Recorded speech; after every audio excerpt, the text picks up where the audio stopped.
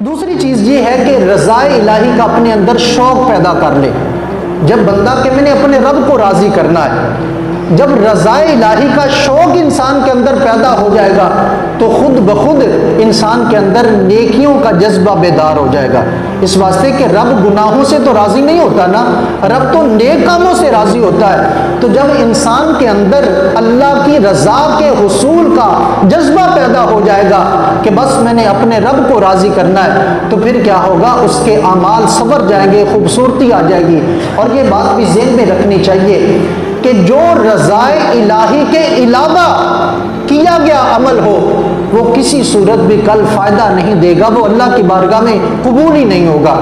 تو عمل کی قبولیت کا جو ضابطہ ہے اور جو طریقہ ہے وہ کیا ہے کہ وہ اللہ کی رضا کے لیے ہو.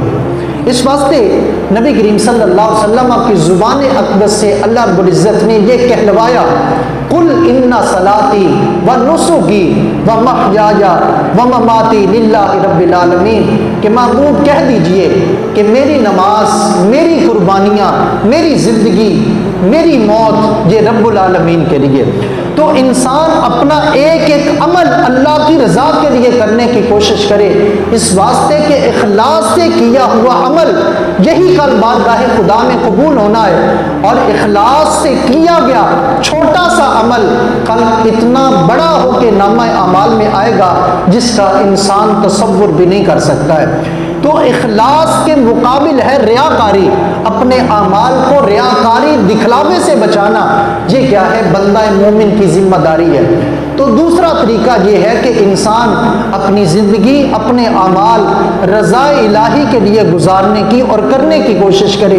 جب رضا الہی کا مقصود ہوگا تو پھر کیا ہوتا ہے، رضی اللہ عنہم ورضوا عنہ، اللہ اعلان کرتا ہے کہ اللہ سے وہ راضی ہو گئے، اللہ ان سے راضی ہو گیا. تو جب بندہ اپنے رب کو راضی کرنے کی کوشش کرتا ہے تو پھر رب بھی بندے سے راضی ہو جاتا ہے. تیسری چیز، انسان کے اندر فلاح انسانیت کا درد ہو کہ میں انسانیت کی بہتری کے لیے کام کروں. کسی انسان کو انسان تکلیف میں دیکھے تو اس کے دل کے اندر نرمی، رقت پیدا ہو جائے، رحمت پیدا ہو جائے. یہ کیا ہے، وہ جذبہ ہے جو انسان کو نیکی کے اوپر ابھارتا ہے. ایک یہ ہے کہ انسان آنکھوں کے سامنے تڑپ رہے ہیں، بلک رہے ہیں اور انہیں ضرورت ہے، میں اس کی ضرورت کو پورا کر سکتا ہوں، لیکن کیا ہے کہ دل میں احساس ہی نہیں ہے. اس واسطے انسان آنکھیں بند کر لیتا ہے. تو بعض اوقات خوف خدا ہوتا ہے تو پھر چھوٹی چھوٹی چیز انسان کو محسوس ہوتی ہے. اور انسان کی آمد کا مقصد یہی ہے، درد دل کے لیے پیدا کیا انسان کو، ورنہ طاعت کے لیے کم نہ تھے ملائک. اللہ نے درد دل کے لیے بھیجا ہے. اگر درد دل ختم ہو گیا ہے تو پھر انسان اس دنیا میں چلتا پھرتا مردہ ہے، چل رہا ہے، اس کی حیات اور زندگی نہیں ہے. اس واسطے کہ اللہ نے تو درد دل کے لیے پیدا کیا ہے. اس واسطے فلاح انسانیت کا درد جب کسی کے اندر آ جاتا ہے تو اس کی زندگی سنور جاتی ہے، نیک اعمال آ جاتے ہیں اور انسان پھر اس کے لیے اپنی اچھی زندگی کے لیے کوشش شروع کر دیتا ہے.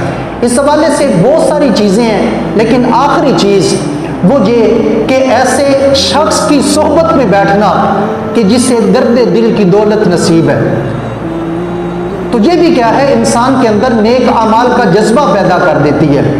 ایسا کوئی انسان مل جائے کہ جس کے اندر درد دل کی حالت اور کیفیت جسے نصیب ہے، تو پھر اس کے پاس بیٹھنا، لمحات گزارنا، یہ بھی کیا کرتا ہے، انسان کو اچھائی کی طرف لاتا ہے. اس واسطے کہ جتنی دیر اس اللہ کے بندے کے پاس بیٹھے گا تو وہ اسے بتلائے گا احساس کیا ہوتا ہے، وہ اسے بتلائے گا کہ ایک مومن کا دوسرے مومن کے لیے کیا درد ہونا چاہیے، کیا کیفیت ہونا چاہیے. تو یہ ہوتا ہے انسان کے اندر پھر خود بخود عمل کا جذبہ پیدا ہو رہا ہے اور انسان آگے پھر بڑھتا جاتا ہے. میرے بھائیوں، خلاصہ تن یہ ہے کہ ہماری زندگی ایک ایک سانس کے ساتھ ٹوٹ رہی ہے. ہم اپنی زندگی کو خود توڑ رہے ہیں اور اپنی موت کے قریب جا رہے ہیں. ہم اگر اس کبوتر کی طرح آنکھیں بند کر لیں جو بلی کو دیکھ کر کہ میں تو آنکھیں بند کرنی ہے بس میرا کیا کرے گا، تو میرے بھائیو یہ کوئی بھی حل نہیں ہے، موت نے آ لینا ہے۔ انسان جس حالت میں ہوگا، جہاں ہوگا، جب وقت ہوگا، موت نے آ جانا ہے۔ اس سے پہلے ہم نے اپنی اصلاح کرنی ہے، اپنے اعمال کو خوبصورت بنانا ہے، اس میں کامیابی ہے۔ اللہ تعالی ہمیں اپنی زندگی با مقصد گزارنے کی توفیق